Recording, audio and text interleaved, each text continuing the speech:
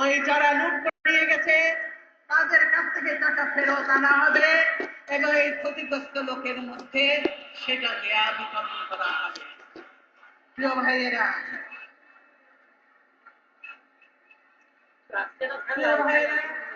গরম সবে শুরু হয়েছে, সবে গরম শুরু হয়েছে, ইতিমধ্যে লোডশেডিং শুরু হয়েছে, ঠিক কিনা? বিদ্যুতের অবস্থা কি ভালো? বিদ্যুতের অবস্থা কি?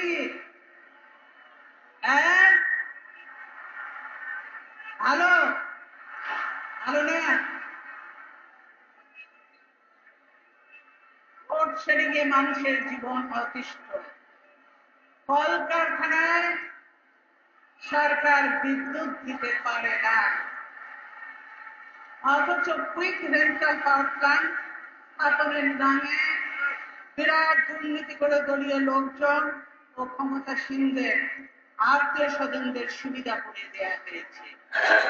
আপনাদের বিদ্যুৎ দিবে বলে কুইক রেন্টাল পাওয়ার প্ল্যান্ট করেছিল, এটা আপনাদেরকে বিদ্যুৎ দেওয়ার জন্য নয়, ওই টাকা লুট করে নিজের আত্মীয় স্বজনদের মধ্যে ভাগ বিতরণ করার জন্য ওই বিনা টেন্ডারে কুইক রেন্টাল পাওয়ার প্ল্যান্ট করেছিল। এবং এই কুইক রেন্টাল পাওয়ার প্ল্যান্ট করার জন্য রাষ্ট্রীয় তহবিল থেকে দেশের গরিব মানুষের 20,000 কোটি টাকার ভর্তুকি দেওয়া হয়েছে। 20,000 কোটি টাকা ভর্তুকি দিচ্ছে এই দেশের এই গরিব মানুষেরা। মানুষকে বিদ্যুৎ দিতে পারছে না, অথচ দফায় দফায় বিদ্যুতের দাম বাড়ানো হচ্ছে, জ্বালানি তেলের দাম দফায় দফায় বাড়ানো হচ্ছে। গ্যাস সংকট আর শিল্প কলকারখানা বন্ধ হয়ে যাচ্ছে। শিল্প কলকারখানা গ্যাস সংকটে বন্ধ হয়ে যাচ্ছে। আপনারা জানেন যে এই যে পত্রিকায় আছে,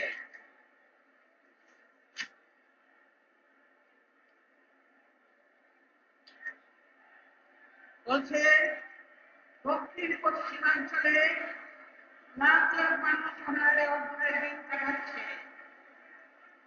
কোনো কাজ নেই তাদের।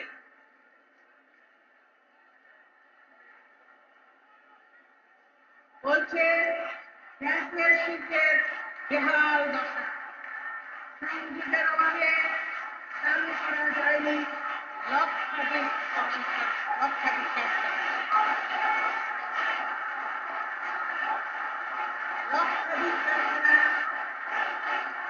গ্যাসের অভাবে চালু করা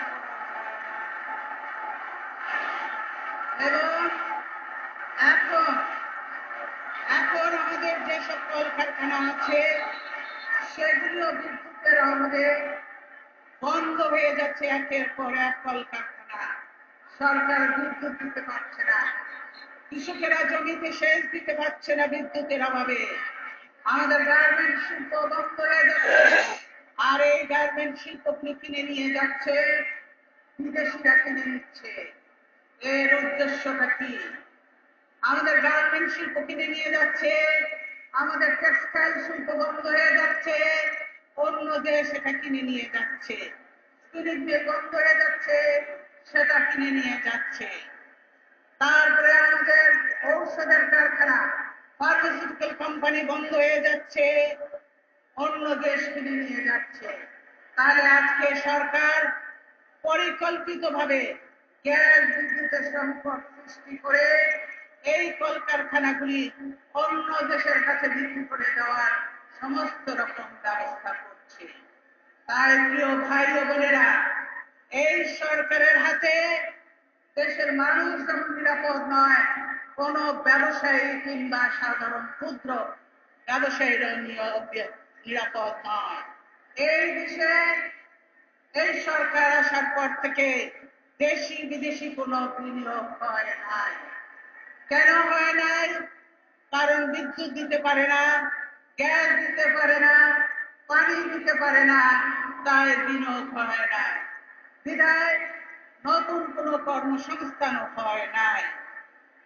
তারপরে আপনারা দেখেছেন এই যে হাউজিং এর যারা ব্যবসা করে, তারা ব্যাংক থেকে ঋণ নিয়ে অনেক ফ্ল্যাট তৈরি করে রেখেছে, অনেক বাড়িঘর বানিয়েছে চৌচা, কিন্তু সেখানে বিদ্যুতের সংযোগ দিতে পারছে না, গ্যাসের সংযোগ দিতে পারছে না, পানির সংযোগ দিতে পারছে না বিধায়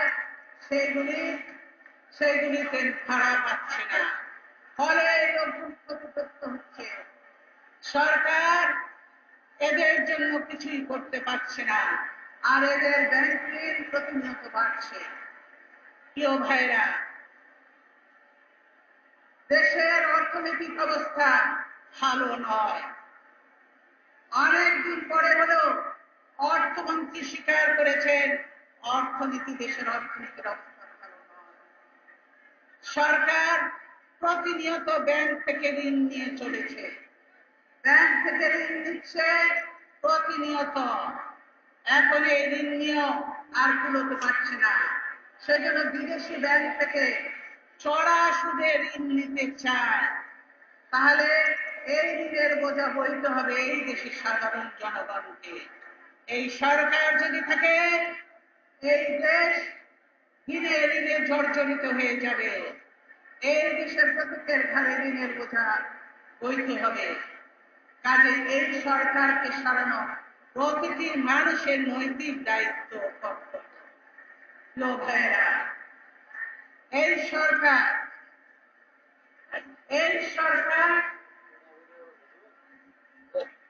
বাংলাদেশের জন্য কিছুই করে না, কিন্তু অন্যদের জন্য যে কথা দিয়েছে প্রতিটি কাজ করছে। এই সরকারকে জিজ্ঞাসা করে, এই যে আমাদের মহাসমাবেশে আসছে, এত বাধা, এত কিছু বন্ধ করে দিলেন, অথচ আমাদের কেন প্রতিদিন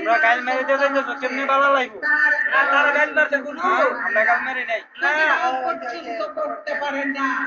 আর বিএনপি হলে বড় বড় কথা বলে। সীমান্তে আপনারা দেখেছেন, সীমান্তে দেখেছেন আমাদের বাংলাদেশিরা কিভাবে বাংলাদেশিদের পিটিয়ে হত্যা করা হচ্ছে। সীমান্তের ভিতরে ঢুকে আজকে বিএসএফ এবং অন্যান্য ভারতীয় নাগরিকরা আমাদের ফসল কেটে নিয়ে যাচ্ছে, কিন্তু আমরা নীরব দর্শক। আমরা জানতে চাই আমাদের বর্ডার সিকিউরিটি ফোর্স কোথায় গেল? কারণ বিডিআরকে তারা ধ্বংস করে দিয়েছে। বিডিআরকে তারা ধ্বংস করে দিয়েছে, এই কারণে আজকে বিডিআর নেই, বর্ডার গার্ড নাকি বানিয়েছে।